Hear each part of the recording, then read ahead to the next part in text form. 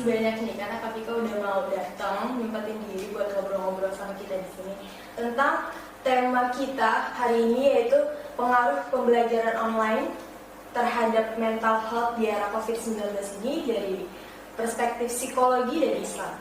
Nah, aku mau tanya dulu nih, kabar kakak gimana sih hari ini? Alhamdulillah sehat dan senang banget. Jadi di perjalanan ngobrol-ngobrol juga nih sama teman-teman KKN dari UMJ. Oke. Nah, terus tadi kan teman-teman kita udah menyampaikan keluh kesah ya mengenai perkuliahan online ini, Kak. Terus kalau menurut Kak Vika pribadi, apa sih arti dari mental health itu sendiri? Yes, mental health atau kesehatan mental itu apa sih teman-teman? Nah, kita mengutip dari definisi yang disampaikan oleh World Health Organization atau WHO, bahwa seseorang yang memiliki kesehatan mental ditandai dengan ciri-ciri yang pertama, dia menyadari bahwa dia memiliki kesejahteraan mental. Jadi artinya dia sadar terhadap kondisi psikologisnya dia. Ketika lagi senang, dia sadar. Ketika lagi sedih, dia juga sadar. Intinya sadar terhadap kesejahteraan psikologis. Lalu yang kedua adalah ketika kita mampu mengelola stres. Kenapa penting banget mengelola stres? Karena ketika stres ini tidak dikelola, akan timbul rasa emosi negatif yang kurang menyenangkan, seperti depresi, bahkan dapat menyebabkan mental illness, bahkan yang paling parah adalah mental disorder. Lalu setelah tadi sadar terhadap kesejahteraan psikologis, mampu mengelola stres, selanjutnya adalah dapat menghasilkan sesuatu yang produktif, yes, alias kerja produktif. Sebagai apapun, seperti misalkan Mutia sebagai mahasiswa produktif sebagai mahasiswa, aku sebagai guru, aku sebagai asisten psikolog produktif sebagai pekerjaan aku, dan yang lain-lain juga. Dan yang terakhir, nggak kalah penting adalah menurut WHO, orang yang sehat mental adalah ketika orang tersebut mampu berkontribusi pada komunitasnya, yes, atau lingkungannya. Dan ketika salah satu di antara 4 ciri-ciri yang udah aku sebutkan tadi bermasalah, itu kemungkinan besar akan berdampak adanya mental illness. Bisa jadi salah satu ciri ya, yes, dia punya mental health, masalah gangguan itu. Benar-benar. Nah, terus kalau tentang kuliah online ini, Kak, berpengaruh nggak sih terhadap kesehatan mental sebenarnya? Wah, kalau misalkan teman-teman rasain sendiri gimana?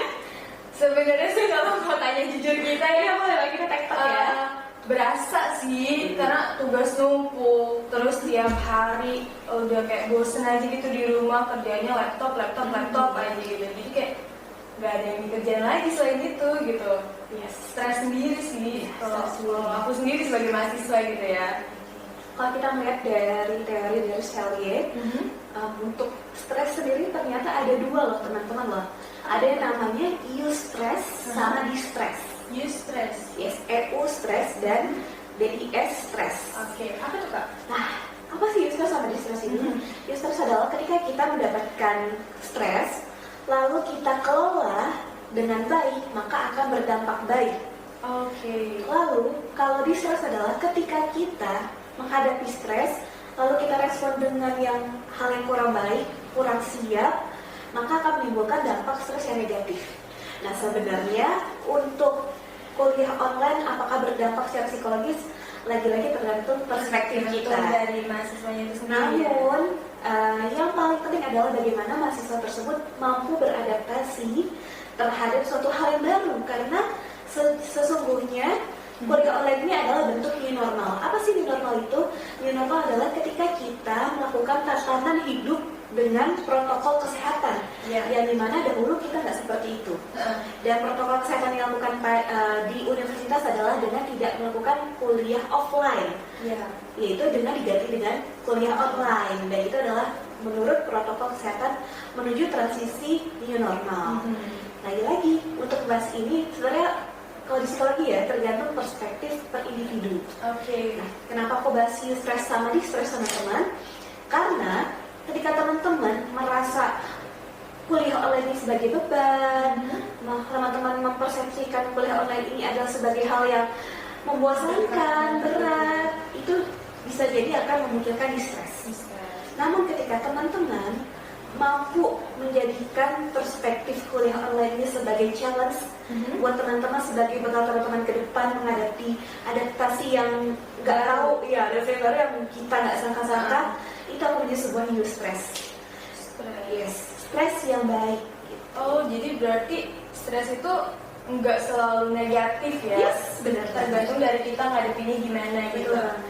Oke. Cuma kita juga bisa bahas tentang stresnya. Karena mungkin siapa tahu di luar sana teman-teman lagi nonton juga merasakan stres, bukan new stress jangan-jangan. Oke.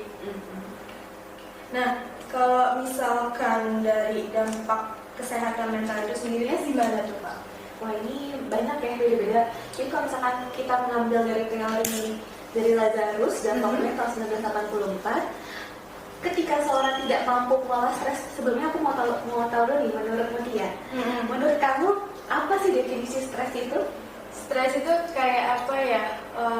Kalau menurut aku pribadi, terlalu banyak tekanan dan beban gitu yang kita rasain. Jadi rasanya kayak hampa aja gitu, kosong. Kalau aku tuh kayak bosen, stres sendiri, nggak ngerti mau ngapain lagi gitu. Kalau aku sih gitu sih. Ya salah, kalau itu benar. Benar ya, nggak ada yang salah ya. Nggak ada yang salah. Kita ambil dari teori dari Lazarus bahwa yang namanya stres adalah ketika kita menghadapi tuntutan yang ternyata tidak sesuai dengan sumber daya yang kita miliki. Oke. Alias kemampuan kita miliki tidak sesuai dengan tuntutan yang ada. Adanya kesenjangan antara tuntutan dan sumber daya. Itulah yang menyebabkan stres. Dan ada loh reaksi stres. Ada 4 reaksi stres tuh. Wah, banyak nih adik-adik. Yang pertama menurut Lazarus dan Folkman adalah reaksi stres yang pertama adalah reaksi secara kognitif. Kayak tadi yang udah dia bilang, aduh bosen, aduh berat, hal-hal stres yang akhirnya berkaitan dengan kognitif yang kita keluarkan. Pikiran-pikiran negatif, pikiran-pikiran yang merasa berat, itulah sebagai reaksi kognitif ya, dari halnya stres. Nah, sebenarnya kayak gitu aja udah mengganggu nggak menurut kamu? Ganggu banget sih. Ya, ganggu banget lah. Apalagi udah muncul kedua nih, reaksi kedua adalah reaksi stres emosional. Yes, jadi kita merasa jadi mood swing, jadi suka bete-bete ya gara-gara kuliah online ini. Aduh, kok aku jadi sering bete ya?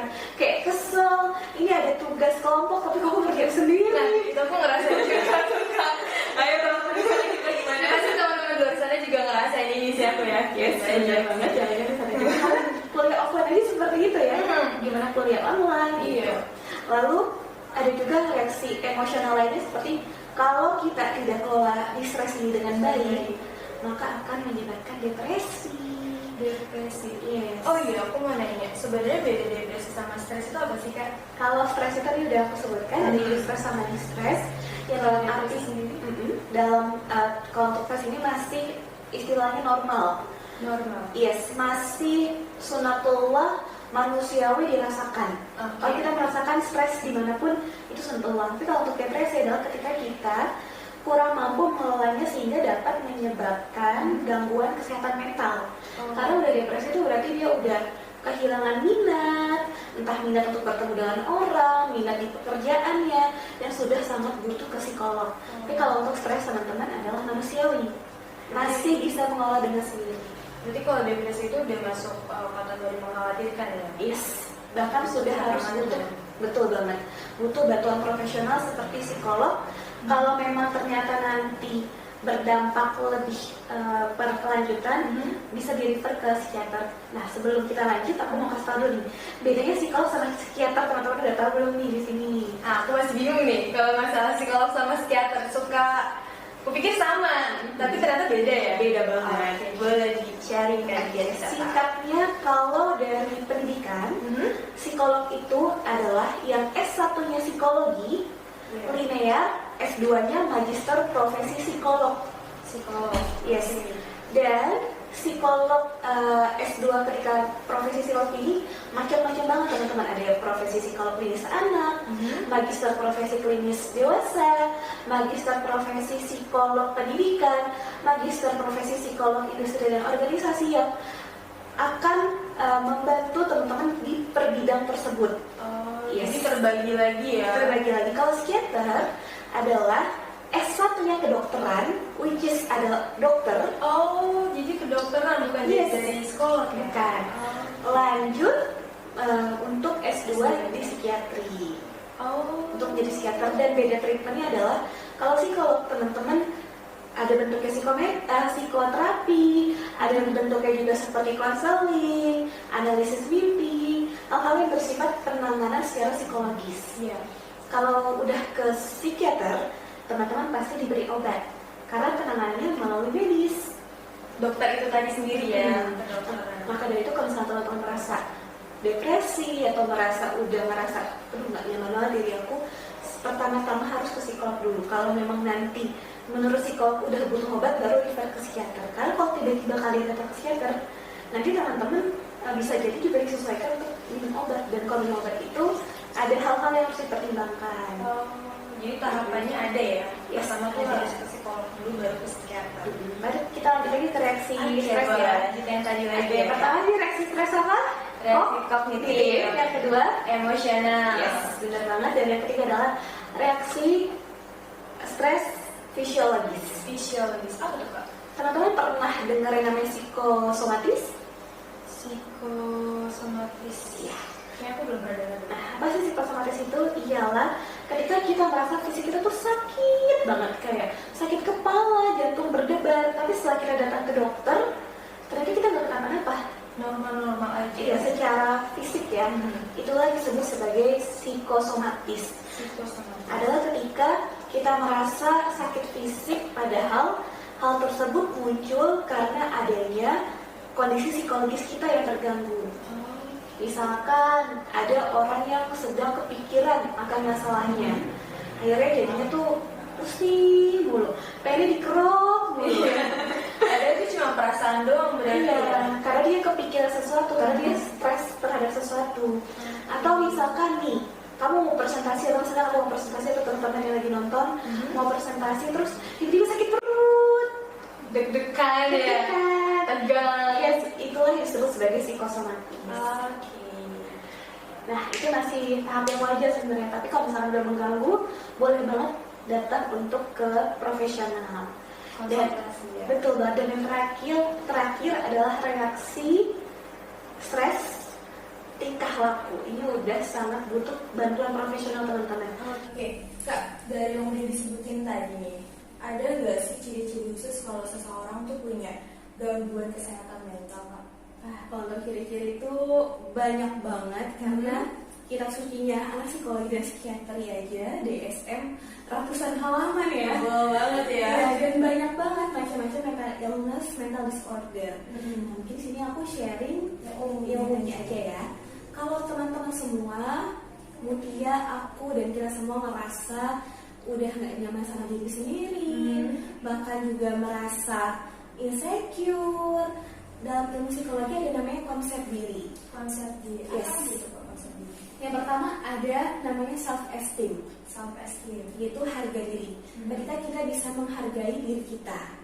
Nah, ketika kita merasa insecure, merasa rendah diri, rendah hati ya. Kita merasa, kok gue paling jelek sih, dalam arti gue kok nggak bisa ngapa-ngapain di antar teman-teman gue. Atau merasa paling terbelakang, tertinggal, dan hal-hal yang bersifat insecure lainnya. Lalu ada juga self-concept namanya self-efficacy. Yes, itu adalah kepercayaan diri.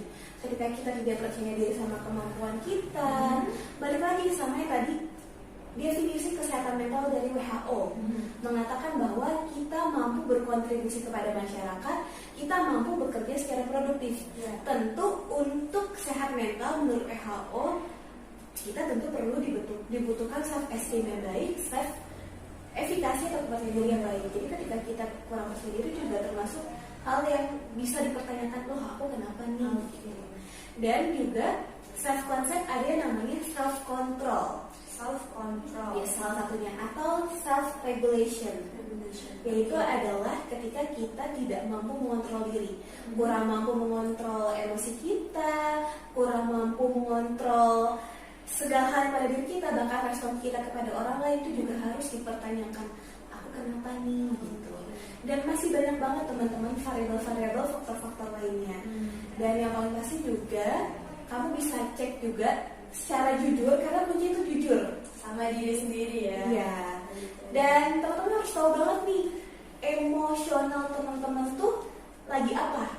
Jadi please jangan teman-teman bohong sama diri teman-teman. Jadi ketika kamu senang, kamu tunjukkan kamu lagi senang. Secara ekspresi, secara tingkah laku. Ketika kamu lagi sedih, kamu ungkapkan kalau kamu tuh lagi sedih. Kamu lagi kecewa tuh kamu ungkapkan kalau ekspresi kamu tuh kecewa, hati kamu kecewa, respon kamu kecewa. Karena ketika tidak jujur sama diri sendiri, ada yang namanya defense mechanism di teori psikologi. Yes, defense mechanism adalah mekanisme pertahanan diri yang dilakukan manusia untuk melindungi egonya agar tidak terluka. Nah, banyak banget nih tipe-tipenya deh, macam-macamnya. Kayak gimana sih tadi katamu dia? Aku bakal ngasih contoh yang paling sering dilakukan oleh manusia Indonesia. Karena banyak banget contohnya. Yang pertama adalah represi. Kalau bahasa kita adalah mendem. Jadi ketika kita merasa kecewa dipendam, seakan-akan tuh nggak, jadi kita mendem, kita taruh di dalam alam bawah sadar kita sedalam-dalamnya, dan seakan-akan tidak ada apa-apa. Ya pura-pura baik aja ya. Hati-hati teman-teman, satu saat bisa meledak. Itu bahayanya ya. Iya, makanya ada KLC, ada banyak banget fenomena lain karena ada defense mechanism. Ada juga reaksi formasi, adalah ketika kita memunculkan rasa sebaliknya. Misalkan kita tuh lagi kecewa, sedih banget, tapi kita menampilkan ke dunia, ke banyak orang, ke semua orang yang kita temui bahwa kita adalah manusia paling bahagia di dunia. Nah, itu bahaya teman-teman. Dan itu semua hal-hal kecil ya, hal-hal sederhana ya. Dan banyak terjadi sebenarnya ya. Iya, dan ketika dilakukan terus-menerus, dijadikan lifestyle, dijadikan kebiasaan, itu berbahaya. Itu dapat menyebabkan mental illness, kemungkinan besar akan menyebabkan mental illness dan juga mental disorder. Kalau tidak segera ditangani, dan cara yang awal adalah dengan jujur dengan diri sendiri. Jadi kalau misalkan kita senang ya senang aja gitu. Kalau sedih ya tunjukin aja gitu tanpa perlu ditahan-tahan. Betul, tapi ya itu dengan juga cara yang tepat ya. Tetap dengan koridor norma masyarakat. Kayaknya kadang orang nahan tuh karena takut dibilang lemah gitu, pakai apa sih lo ngeluh-ngeluh gitu atau sedih mulu hidupnya. Jadi mungkin kebanyakan orang alasannya ada juga yang kayak gitu sih. Ada tips dan triknya ntar kakak share di belakang ya. Kalau gitu boleh langsung aja kali ini kak, kita dengar tips dari kakak biar kita tetap punya kesehatan mental yang bagus walaupun kita di rumah aja. Yes. Sebelum kita membahas tips dan triknya, kakak mau share lagi contoh-contoh lain karena menurut kakak ini sangat penting sekali karena banyak di luar sana yang mungkin ya udah gue emang orangnya kayak gini, padahal jangan-jangan itu gangguan, jangan-jangan ciri ya. Iya, atau jangan-jangan itu adalah sebuah hal yang dapat menyebabkan gangguan. Tadi kita udah belajar represi, reaksi formasi, lalu selanjutnya ada yang namanya denial. Penyangkalan.